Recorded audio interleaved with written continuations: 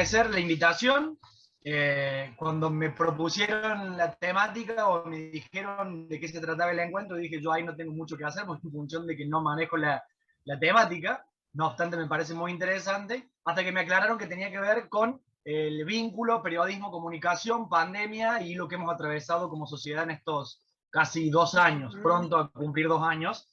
Y de algún modo, y en el marco de que pude experimentarlo de cerca y de lleno a la cuestión de la pandemia, porque me agarró en pleno trabajo, y no solo en pleno trabajo, seguramente todos estamos en trabajo, pero me agarró en pleno trabajo diario periodístico, cosa que no siempre sucede en el periodismo, porque el periodismo tiene diversas ramas y habitualmente o en otras ocasiones podés estar trabajando en el ámbito del periodismo, que no sea necesariamente con la información cotidiana y diaria, e incluso se puede estar trabajando en el ámbito de la comunicación que no tenga nada que ver ni con el periodismo ni con la pandemia. En mi caso particular, me agarró adentro prácticamente estrenando un programa periodístico en la 102.3, la FM de los SRT. Es como que puedo decir ahí que fui un observador privilegiado, un observador, nada más que eso, ¿no?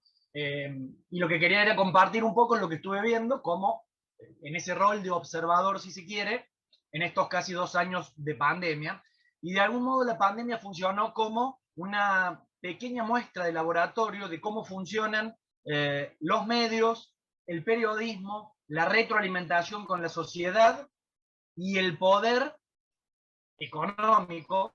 Siempre que hablo del poder hablamos del poder económico, el poder político es un subsidiario del poder económico, y cómo el poder económico fue acomodándose en función de las distintas etapas que atravesamos durante la pandemia, porque la pandemia no fueron casi 2 años uniformes, homogéneos, únicos, en donde primó siempre el humor social. Estos son fenómenos que la psicología ha estudiado muy bien y que tiene que ver cómo el propio humor social, o al menos en sectores determinados de la sociedad, se va modificando en función a los distintos momentos cuando se atraviesan cuestiones y causas colectivas como fue la pandemia. A modo de observador, como periodista, la pandemia tuvo una primera etapa que algunos desacertadamente y con cierto grado de perjuicio hacia la comunicación y hacia las políticas públicas que se llevan adelante a nivel nacional, le llamaron la malvinización de la pandemia, porque inicialmente se logró algo que en este país, en función de las diferencias, contrapuntos y las controversias políticas que hay, podríamos sintetizar en los últimos 20 años, pero tiene que ver con una historia de 150, 160, 180 años. Ayer Schiaretti, aquí en un discurso en Villa Allende, habló de unitarios. O sea, es como que aún todavía seguimos enfrascados en unitarios y federales. Pero en ese marco de divisiones más enraizadas en estos últimos 15 años, se logró esa malvinización, que fue el término, el mote que se le dio, de modo peyorativo, pero que de algún modo describía algo positivo. Peyorativo porque se le decía malvinización, porque de algún modo el gobierno nacional había logrado que una causa colectiva calara hondo en toda la sociedad, del mismo modo que lo había logrado la última dictadura con la intentona de la recuperación de las Malvinas y la guerra. Sectores importantísimos de la sociedad, en aquel momento, en el 82, de modo ingenuo absoluto, quizás algunos otros malintencionados para revalidar la dictadura, lograron entender que había una causa colectiva. Podríamos decir malvinización, podríamos decir mundialización, lo que pasa en un mundial de fútbol cuando la Argentina avanza y parece que finalmente todos nos ponemos de acuerdo. Esta primera etapa de la pandemia, y esto es lo que podemos advertir muchos de los que hacemos periodismo, se logró esa malvinización en términos peyorativos utilizados en aquel momento, o si se quiere, la mundialización. Es, después de 15 años de estar atravesados por una grieta, parece que todos nos ponemos de acuerdo, y había algo muy puntual, en términos estadísticos, que se materializaba o que materializaba esta mundialización. Y era que el presidente, que prácticamente estrenaba el sillón de Rivadavia o su gestión con la pandemia, alcanzaba niveles inéditos de imagen positiva y de aprobación de gestión. 80, 85, alguna consultora le dio el 90%. La sociedad en su totalidad estaba de acuerdo con las medidas que tomaba el gobierno nacional, el discurso presidencial, la moderación con que se lo tomó, con aquella fase 1. Hoy le pensamos a la fase 1 en ese encierro colectivo y masivo que hubo, Y quizás uno, hoy a la distancia, puede decir, quizás que exageran un poco, quizás se podría haber hecho de modo escalonado, en aquel momento no se sabía mucho, quizás era la única alternativa, pero sobre esa fase 1 hubo una, otra vez, malvinización, una mundialización, una causa colectiva consensuada, inédita en los últimos años de la República Argentina. Y acá cómo interviene el periodismo. Y curiosamente, los grandes medios, que sabemos ya son opositores a la gestión nacional, curiosamente se plegaron a esta malvinización. Un caso ejemplar fue la tapa de todos los medios gráficos un mismo día que coincidía y que establecía una lucha común y colectiva contra el coronavirus para enfrentar la pandemia todos como sociedad. No sé si la recordarán, yo guardé todos los diarios, incluido Clarín, La Nación, Página 12, La Voz del Interior, todos los medios gráficos diarios del país unidos con una tapa en donde había una causa colectiva que parecía que no se podía discutir.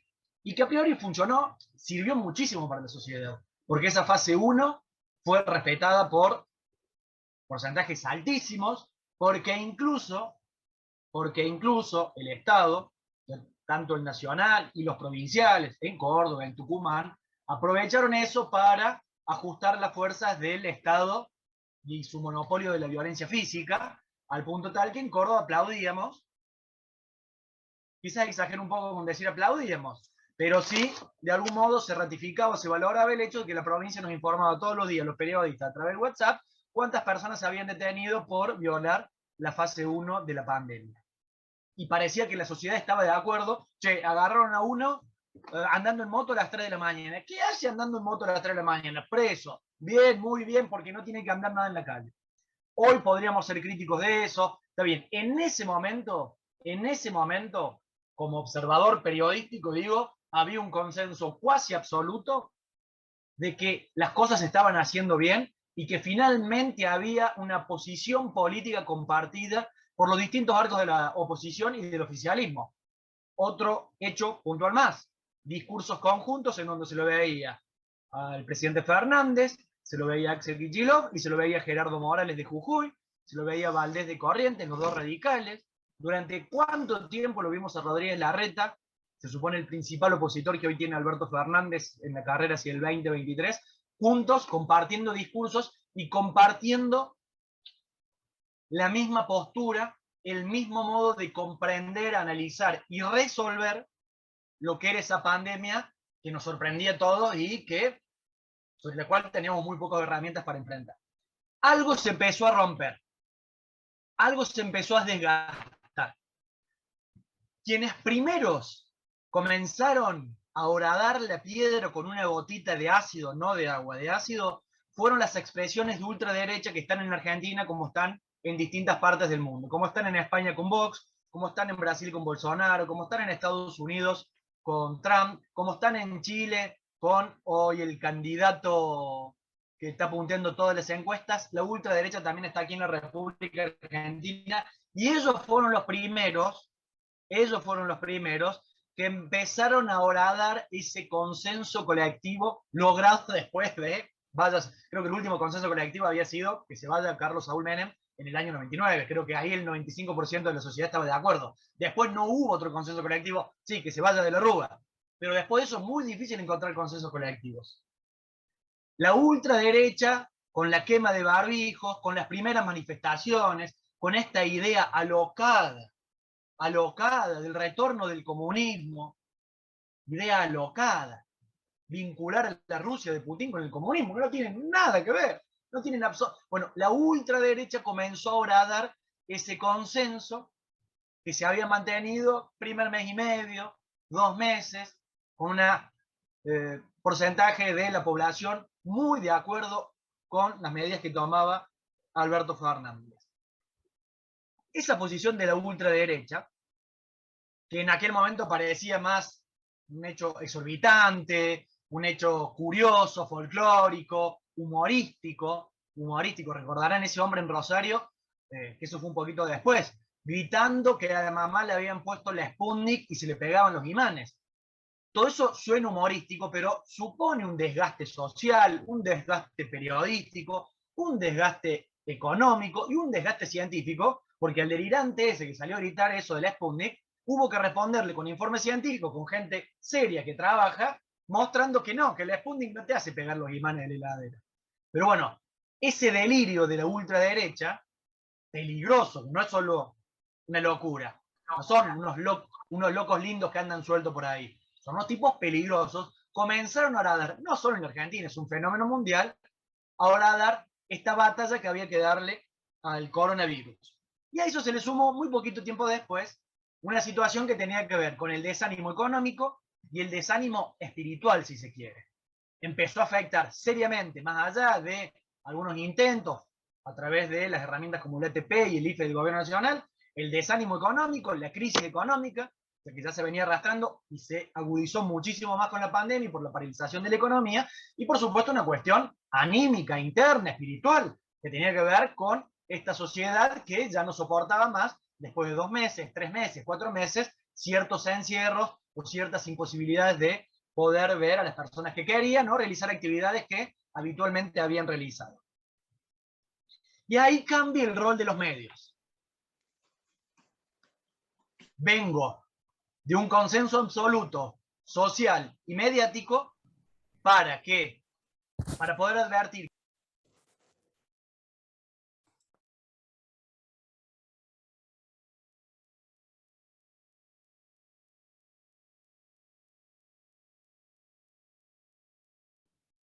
Juan Cruz, ¿podrás reactivar tu micrófono? Que no sé por qué se ha... Se muteó. Juan.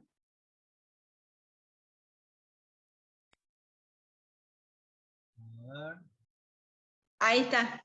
Te habías muteado. Uy, ahora de nuevo.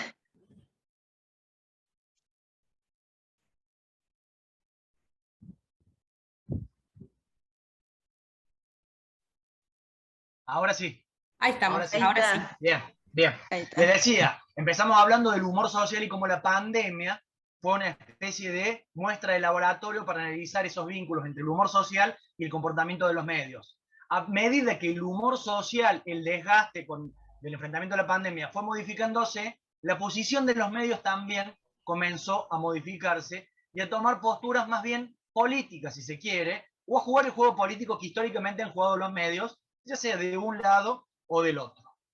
Y esta primera erosión que había generado la ultraderecha, este primer desgaste, este primer quiebre de un consenso cuasi generalizado, comenzó a crecer y se acoplaron los medios que han estado enfrentados a gobiernos del signo político que gobierna hoy a nivel nacional. Hubo un hartazgo social, lo cual es cierto, hubo consecuencias económicas, las cuales fueron muy ciertas, eso no se puede negar, y también a partir de estas condiciones hay un aprovechamiento. Uno no puede negar eso. No puede caer en la ingenua idea de creer que los medios tan solo son los transmisores del mensaje. Hay un juego político permanente. No importa si estás con Macri, estás con Fernández, estás con Cristina, estás con Bullrich. Todos juegan un juego político, porque los medios, antes de ser medios de comunicación, son factores de poder y son actores políticos / económicos.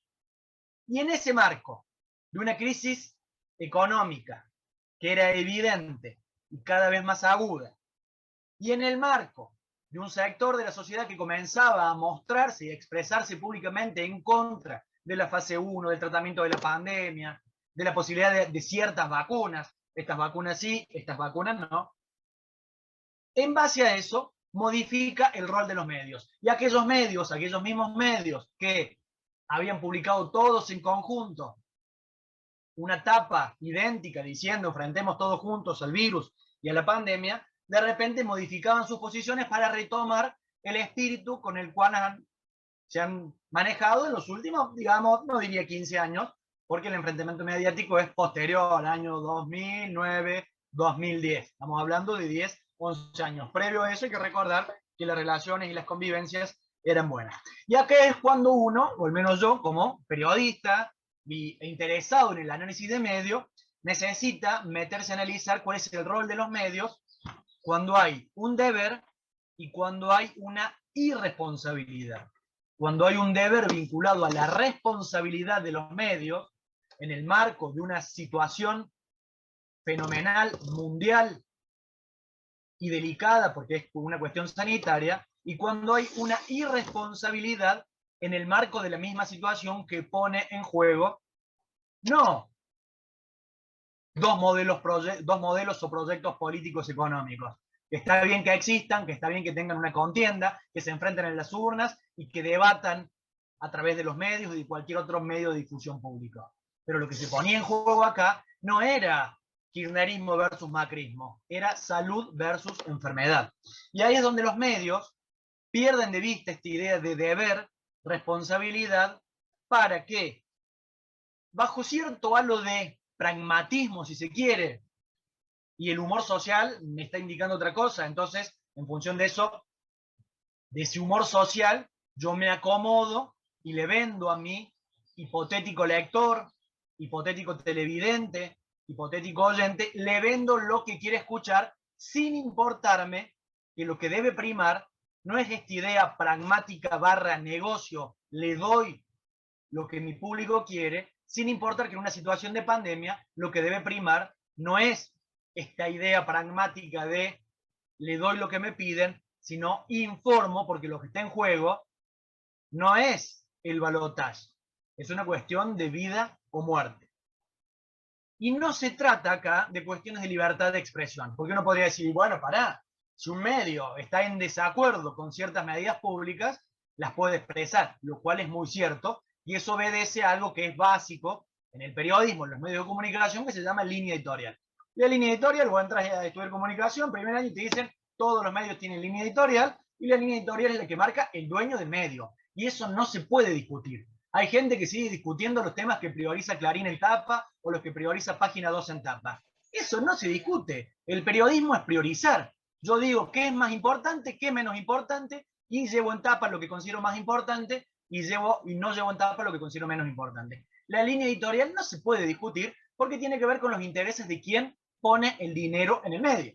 No podemos ser ingenuos y creer que se trata de una cuestión espiritual tener un medio de comunicación. Es un gran negocio, un millonario negocio. Pero lo que se pone en juego acá no tiene que ver con la línea editorial, que es un derecho de Clarín, de Página 12, de Infobae, de C5N, de TN. Todos tienen el derecho a la línea editorial. Todos. No se puede discutir. Lo que sí se debe discutir es cuando se cruza el límite entre la verdad y la mentira. Y eso no es materia opinable. La línea editorial, cada cual puede tener su posición, puede decir, me siento más cómodo con esta, entonces voy a comprar este medio, o no estoy de acuerdo con esta línea editorial, con La Nación, por ejemplo, con La Nación, que tiene una línea editorial más de estirpe conservadora, si se quiere, propia de las clases más acomodadas, ha tenido siempre las mejores plumas de la República Argentina. Entonces uno podría decir, no estoy de acuerdo con la línea editorial, sé cuál va a ser su postura política, pero es el diario mejor escrito de la Argentina. Entonces uno tenía cierta advertencia sobre con qué se iba a encontrar en los medios. Esta idea de la objetividad, de todas esas ideas infantiles no existen. Sépanlo, no existen. No existe algo como tal. No existe la posibilidad de ser objetivos en espacios conducidos por sujetos. Es imposible. Sí, se puede buscar la imparcialidad, la ecuanimidad, la justicia y, ante todo, la no mentira, que no es lo mismo que la verdad. Porque sobre la verdad podríamos discutir muchísimas cosas. Pero una cosa es la verdad, que posiblemente sea algo inencontrable o inalcanzable. Alguna vez alguien dijo, la verdad existe pero es inalcanzable. Pero otra cosa es la no mentira. Y lo que vimos en pandemia, sí. 5 minutos. Bien. Y lo que vimos en pandemia no se trató de diversidad política. Vimos la expresión de la mentira que ponía en riesgo la salud de una población. ¿Y qué permite ver esto? Y en esto yo soy muy crítico del periodismo y de los medios de comunicación, pese a estar ahí adentro. Esto desnudó la impunidad que tiene el periodismo y los medios de comunicación en la Argentina. Una impunidad absoluta. Ustedes, como profesionales de la salud, saben muy bien que si cometen un hecho ilegal, van a parar al Estado judicial. Saben que tienen penalidades. Nosotros los periodistas, y me incluyo acá, podemos mentir abiertamente. Somos completamente impunes. Podemos decir lo que se nos cante. Y cuando alguien nos venga a decir, señor, usted está mintiendo, está desinformando, le está engañando a la sociedad, usted está diciendo que se puede tomar cloro al aire, nos defendemos diciendo, es la libertad de expresión. Y no se trata de la libertad de expresión acá. No tiene nada que ver la libertad de expresión. Es el límite entre la verdad y la mentira, la no mentira y la mentira. Un viejo dirigente que los más grandes de acá, por ejemplo, mi amigo Juan Carlos Stauber, lo va a recordar, un viejo dirigente radical, diputado nacional histórico del radicalismo, un hombre muy cercano a Alfonsín, alguna vez se peleaba con los medios de la Cámara de Diputados y le gritaba, ustedes se defienden con la libertad de expresión, pero nos atacan como partido político, porque efectivamente los medios de comunicación y muchos de sus periodistas estrellas se defienden con la libertad de expresión, pero son actores políticos y económicos. Para concluir, lo que nos permitió ver una vez más el manejo de la comunicación en pandemia es la verificación y la ratificación de la impunidad y la necesidad de regulación estatal sobre el uso de la verdad y la mentira en los medios de comunicación. No se trata de libertad de expresión, sino se trata de regular la irresponsabilidad y la incapacidad de informar que hoy están teniendo buena parte de los medios de comunicación en Argentina. Gracias.